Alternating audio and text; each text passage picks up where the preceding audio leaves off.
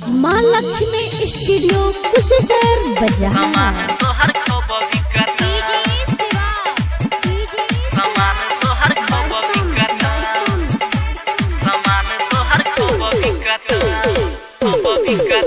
हेगे छौरी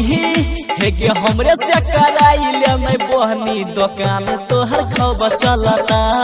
गे सामान तोहर खब बिकता हेगे छौरी हमारा सनक गह की छौरा गे छौरी तोरा नहीं मिलता गे छौरी तोरा नहीं मिलता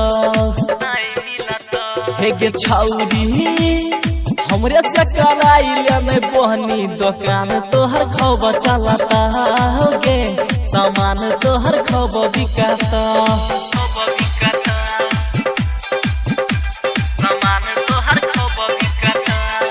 माँ लक्ष्मी स्टूडियो कुशेश्वर बाजार।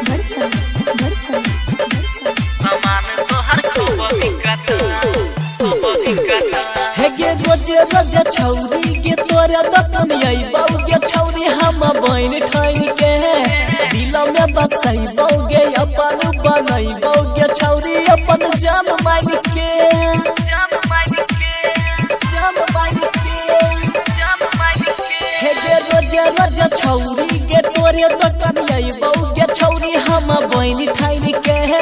दिल में बसैबौ गे अपन बनैबौ गे छौरी अपन जान मान के हेगे हमारा हमरे से लगाइले नहीं दुकान तोहर खब चलता गे सामान तोहर खब बिकता हेगे छौरी हमरे से कराइले नहीं बहनी दुकान तोहर खब चलता गे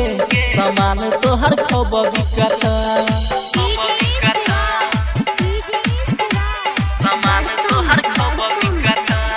मिक्स बाय राहुल बाबू। हेगे छिए हम कुमारे गेले बनै उधारे दुकान तोहर खब चलता